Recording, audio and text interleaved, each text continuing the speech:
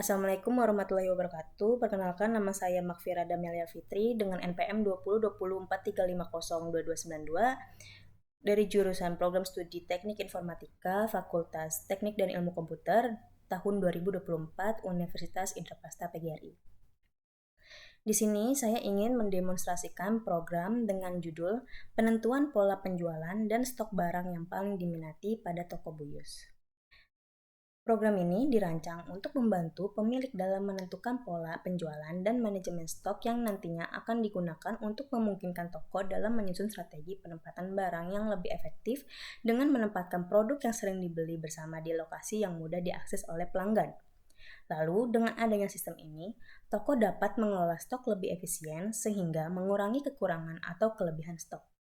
Selain itu, dengan adanya informasi tentang produk yang sering dibeli, dapat digunakan untuk membuat strategi pemasaran atau meningkatkan penjualan silang atau cross-selling. Program ini menggunakan algoritma a priori. Algoritma a priori adalah salah satu metode data mining yang menggunakan 3 parameter perhitungan. Yang pertama itu ada support. Support ialah suatu ukuran yang menunjukkan seberapa besar tingkat dominasi suatu item atau item set dari keseluruhan transaksi. Di tahap selanjutnya, ada pencarian confidence. Confidence adalah suatu ukuran yang menunjukkan hubungan antar dua item secara kondisional. Misal, seberapa sering item B dibeli jika orang membeli item A. Lalu, tahap terakhir adanya pengujian lift ratio dilakukan untuk menentukan apakah aturan asosiasi yang telah terbentuk dapat dinyatakan valid atau tidak valid. Selanjutnya, saya akan mendemonstrasikan aplikasi yang telah dibuat. Yang pertama itu akan ada halaman menu login. Di sini kita bisa memasukkan username yaitu admin dan password juga admin. Di sini kita bisa melihat password yang telah kita ketik sudah sesuai admin dan admin. Setelah itu kita masuk ke aplikasi. Nah, halaman pertama yang akan muncul setelah login yaitu ada halaman dashboard. Di halaman dashboard ini kita akan mendapatkan informasi tentang total barang yang telah kita input dan total transaksi yang telah kita input. Setelah itu kita ada menu data barang. Di menu sini kita bisa menambahkan barang seperti contohnya ya, ada kopi dengan harga 5.000 dengan jumlah 100 misal, dan kita bisa memilih ikonnya, image-nya, foto barangnya, lalu klik simpan. Setelah itu akan muncul pop-up dengan kata berhasil ini, lalu oke, maka akan berubah tampilan daftar barang, maka akan terupdate, tertambah seperti ini. Di sini kita juga bisa mengeditnya. Misal ini kita ganti jadi teh gitu. Di sini juga bisa ganti harga, jumlah, dan gambar. Lalu klik simpan. Data otomatis akan berubah. Di sini kita akan mendapatkan informasi seperti gambar, nama, quality, price. Nah, di sini kita juga bisa menghapus data barang yang telah kita input. Lalu akan ada konfirmasi apakah akan menghapus data, lalu klik OK.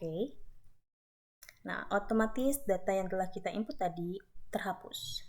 Di sini kita juga bisa mencari seperti misal beras, akan muncul beras. Lalu di sini kita ada item tombol filter ya. Di sini kita bisa descending or yang baru kita input akan di atas descending, dan ascending yang kita input sebelumnya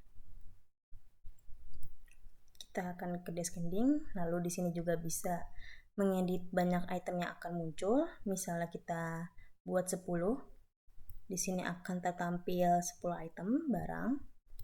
Lalu jika kita edit 50, dia akan muncul data barang sebanyak itu. Dan saya baru mengedit 30, maka yang akan muncul 30 barang. Lalu di sini kita juga bisa ekspor data. Maka akan muncul laporan data produk seperti ini. Di sini ada image, name, price, dan jumlah barangnya. Di sini kita juga akan ada tulisan nama, tanggal, dan nama pemilik toko. Lalu setelah itu kita menuju ke data penjualan ya. Di data penjualan ini kita bisa menginput transaksi yang telah berjalan gitu ya. Apa barang yang telah konsumen beli. Di sini kita bisa input tambah barang. Lalu kita bisa milih mau beli apa. Misal gula dengan jumlah 1, misal. Maka otomatis data akan terupdate ini. Lalu misal dia jika beli barang yang lain, kita juga bisa tambah, misalnya kecap. Lalu jumlahnya juga ini bisa diatur ya, misal 2. Nah, maka otomatis dia akan tambah. Dan di sini juga ada total price, yaitu jika dibeli 1 kan di gula harga 30.000, 14 kan jumlah jika 34.000. Maka kita setelah itu akan klik kembali, otomatis dia akan terupdate ya. Di sini kita juga bisa mengedit barangnya. Misalnya ini kita hapus atau kita edit barang yang dibeli, simpan, otomatis akan teredit. Lalu klik kembali, maka dia akan teredit ya, buku tulis. Dan tadi sebelumnya beras dan kopi, dia akan teredit, yaitu buku tulis. Lalu setelah itu kita di sini juga ada tombol hapus ya. Lalu ada konfirmasi, lalu klik OK, maka otomatis barang akan terhapus. Setelah itu kita juga ada tombol ekspor data. Maka akan muncul ekspor data seperti ini. Jadi dia ada juga waktunya, waktu inputnya, dan tanggalnya. Nah, setelah itu kita ada proses, data proses. Di sini kita akan memasukkan parameter a priori yang dibutuhkan seperti tanggal startnya, tanggal berakhirnya penjualan.